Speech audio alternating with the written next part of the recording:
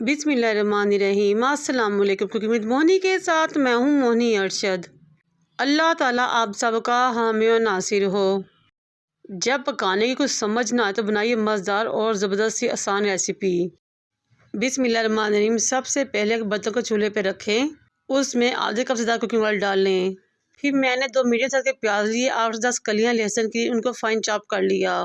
इस लहसुन और प्याज को आपने ऑयल में डालना है और फ्राई करना है यहाँ तक वो लाइट गोल्डन सा हो जाए।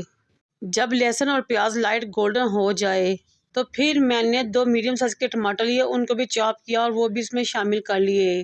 टमाटर को हमने 1 मिनट के लिए प्याज के साथ फ्राई करना है। फिर डालेंगे इसमें 2 कप पानी या 1 गिलास पानी और शामिल करेंगे कुछ मसाले, ताकि हम अच्छे तरीके से मसाले को भून सकें और गला सकें। 2 टीस्पून नमक शामिल करेंगे, 1.5 teaspoon red chilli powder, 1 teaspoon Kashmiri लाल मिर्च पाउडर, हाफ टी स्पून हल्दी पाउडर, 1.5 टीस्पून धनिया पाउडर। अब इन मसालों को अच्छे तरीके से मिक्स करेंगे। फिर मैं इसमें शामिल करूँगी 2 बड़ी इलायची, 5 से 6 लौंग, 2 से 3 दालचीनी के टुकड़े, आधा बादियान का फूल और 1 तेज़पात तोड़ के। और अगेन इन चीज़ों को मिक्स करेंगे और कवर करके छोड़ दें पकने के लिए, यहाँ तक कि मसाला भून जाए और गल जाए।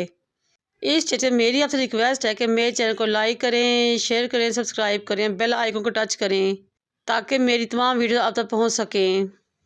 10 मिनट बाद एक्स्ट्रा पानी खुश हो चुका था और मसाला अच्छे तरीके से भुन रहा था और ऑयल ऊपर आ चुका था। फिर मैंने 1 टीस्पून ज़ीरा, 1 टीस्पून कसूरी मेथी शामिल की और मिक्स कर ली। इन दोनों चीज़ों को भी 1 मिनट के लिए फ्राई करना है, भूनना है। 1 टीस्पून फाइन चॉप अदरक शामिल किया और मिक्स कर लिया और 1 मिनट के लिए उसको भी पकाया और भूना। मसाला बहुत अच्छे तरीके से भून चुका है और ऑयल अच्छे तरीके से ऊपर आ चुका है। अब मैं इसमें इतना पानी शामिल करूंगी जितनी मुझे इसमें ग्रेवी की ज़रूरत है। आप अपनी फैमिली के लिहाज से पानी की क्वांटिटी कम या ज़्यादा कर सकते हैं। अब 3 से 4 साबुत हरी मिर्ची लूँगी, इसमें शामिल करूँगी और कवर करके छोड़ दूँगी इसको पकने के लिए 5 से 8 मिनट के लिए, ताकि पानी का कच्चापन ख़त्म हो जाए और ग्रेवी अच्छे तरीके से पक जाए। अब मैं इसमें हाफ़ टीस्पून काली मिर्च पाउडर शामिल करूँगी। ये देखिए माशाल्लाह से बहुत ज़बरदस्त तरीके से ग्रेवी गाढ़ी हो चुकी है। फिर मैंने 8 अंडे लिए, उनको बॉयल किया और उसकी सफ़ेदी को छोटे स्लाइस में काटा और इसमें शामिल कर दिया और मिक्स कर दिया। सफ़ेदी को शामिल करने के बाद मैंने इसमें हरा धनिया शामिल किया, मिक्स किया। सबसे लास्ट में मैंने जर्दियों को छोटे छोटे टुकड़े में काटा और इसमें शामिल कर दिया और हल्के आंच से मिक्स कर दिया।